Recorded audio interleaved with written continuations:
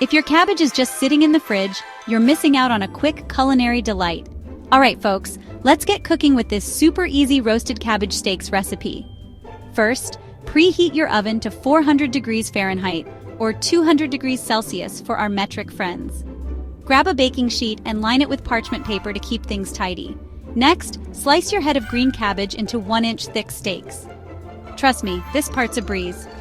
Now, in a small bowl, mix 1/4 cup of extra virgin olive oil with 2 minced garlic cloves.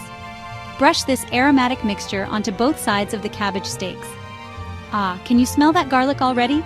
Season each steak with 1 teaspoon of kosher salt and 1/4 teaspoon of ground black pepper. Simple, right? Pop them into the oven and roast for 25 to 30 minutes, making sure to flip them halfway through. This ensures they get that perfect crispy char on both sides.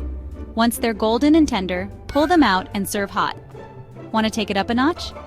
Add some grated Parmesan, fresh herbs, or a squeeze of lemon juice. The possibilities are endless. There you have it. A nutritious, budget-friendly dish that's perfect for any meal.